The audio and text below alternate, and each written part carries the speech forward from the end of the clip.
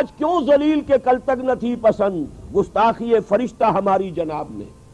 اور عام مسلمان کے ذہن میں سوال آتا ہے کہ ہم چاہے کیسے بھی ہیں، برے ہیں، ہمارے اعمال صحیح نہیں ہیں، ہم کلمہ گو تو ہیں، اللہ کو مانتے تو ہیں، محمد کے کلمہ گو تو ہیں، صلی اللہ علیہ وسلم نام لیوا تو ہے، ان کی محبت جو ہے وہ ہمارے سینے میں ہے موجود، قرآن کی تعظیم کرتے ہیں، آخرت کو مانتے ہیں، نمازیں پڑھتے ہیں. کروڑوں مسلمان ہیں جو نمازیں پڑھتے ہوں گے، 130 کروڑ میں سے آخر 30 کروڑ تو ہوں گے نماز پڑھنے والے. لیکن وہ جو ہیں وہ تو سب کے سب کافر، منکر، نہ اللہ کو مانے، نہ آخرت کو مانے، نہ رسالت کو مانے، نہ قرآن کو مانے. پھر کیا وجہ ہے کہ رحمتیں ہیں تیری اغیار کے کاشانوں پر اور برق گرتی ہے تو بیچارے مسلمانوں پر. اس موضوع پر الحمدللہ کہ میرے مضامین نوائے وقت میں چھپ چکے ہیں، اور اب چونکہ وہ تکمیل کو پہنچ گیا سلسلہ کتابی شکل میں بھی آ جائے گا. اللہ کا ایک قانون عذاب ہے، ایک قانون کے تحت ہوتا ہے جو کچھ ہوتا ہے، اللہ کا ضابطہ ہے. قرآن اس کے لیے لفظ سنت استعمال کرتا ہے. وَلَن تَجِدَ لِسُنَّتِ اللَّهِ تَبْدِيلًا وَلَن تَجِدَ لِسُنَّتِ اللَّهِ تَحْوِيلًا. اللہ کی سنت، اللہ کے قواعد و ضوابط میں کوئی تغیر نہیں ہوتا. اور وہ سنت کیا ہے؟ کافروں پر عذاب اس دنیا میں صرف اس صورت میں آتا تھا کہ کوئی رسول آئے اور ان میں اتمام حجت کر دے. پھر اگر وہ بحیثیت مجموعی وہ قوم رسول کا انکار کرے تو اس قوم کو ختم کر دیا جاتا تھا. جیسے کہ حضرت نوح، حضرت ہود، حضرت صالح، حضرت شعیب، حضرت لوط اور آل فرعون، ان کا تذکرہ قرآن مجید میں سمجھتا ہوں کم سے کم 10 مرتبہ آیا ہے.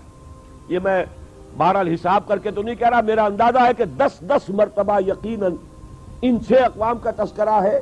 اور اس کے حوالے سے یہ قانون سمجھ لیجئے، جس قوم کی طرف رسول بھیجا گیا اس قوم نے بحیثیت مجموعی رسول کی دعوت کو رد کر دیا، قوم ہلاک کر دی گئی. صرف رسول بچا لیے گئے اور ان کے ساتھی اہل ایمان بچا لیے گئے.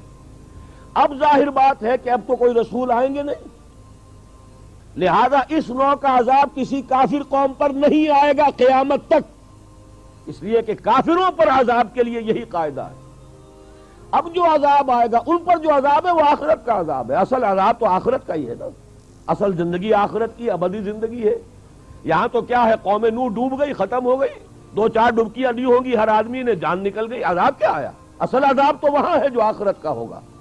دنیا میں عذاب آتا ہے مسلمانوں پر. مسلمان ہو کر تم اگر اسلام پر عمل نہیں کرتے، دعویٰ تمہارا اسلام کا ہو اور عمل تمہارا کافرانہ ہو، نام لو تم محمد کا صلی اللہ علیہ وسلم اور اتباع کرو تم محمد کے دشمنوں کا، دعویٰ کرو اللہ اور اس کے رسول کی وفاداری کا اور تمہاری دوستیاں ہوں اللہ اور اس کے رسول کے دشمنوں سے، تم کہو اللہ اور اس کے رسول کے احکام کو ہم مانتے ہیں اور سودی کاروبار کر کے اللہ اور اس کے رسول کے خلاف اعلان جنگ کیے رکھو. اصل عذاب دنیا میں مسلمانوں پر آتا ہے، جیسے کہ پہلے یہودیوں پر آیا، اس لیے کہ ہم سے پہلے کی مسلمان امت وہی تھی. جب تک حضور صلی اللہ علیہ وسلم کی بعثت نہیں ہوئی وہی امت تھی. موسیٰ کے ماننے والے، تورات کے ماننے والے یہودی، یہ امت مسلمہ تھی. لیکن ان پر کیسے کیسے عذاب آئے. نبوکدنضر کے ہاتھوں برباد کرایا گیا، کبھی پھر یونانیوں کے ہاتھوں تباہی آئی، کبھی رومیوں کے ہاتھوں تباہی آئی. اس صدی میں بھی آپ نے دیکھا، اگر آپ بھولے نہ ہو کہ یہ صدی کے وسط میں ہٹلر کے ہاتھوں 60 لاکھ یہودی قتل ہوا.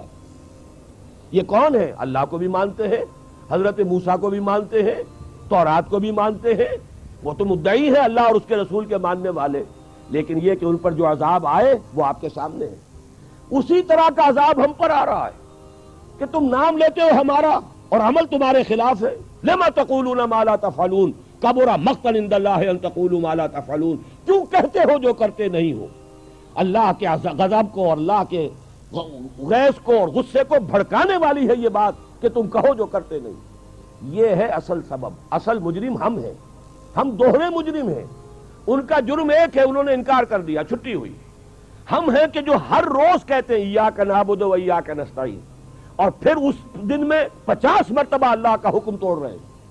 پوری زندگی ہماری گزر رہی ہے. 5 وقتہ نمازی زیادہ بڑا مجرم ہے اس وقت، اس لیے کہ وہ 23-24 مرتبہ 25 مرتبہ 27 مرتبہ دہراتا ہے ایاک نعبد و ایاک نستعین، اور پھر باہر نکل کر جو کام کرتا ہے وہ اس کے خلاف ہے. یہ ہے اصل میں سبب. اور یہ جان لیجئے جو عذاب ہم پر آ رہا ہے اللہ کا وہ اس وجہ سے آ رہا ہے. ہمارا کام تو یہ تھا کہ ہم دین کے علمبردار ہیں، دین کا ایک نظام دنیا کے سامنے پیش کریں. ابھی بڑا اچھا لفظ استعمال کیا ہے توکل صاحب نے، ماڈل دو نا.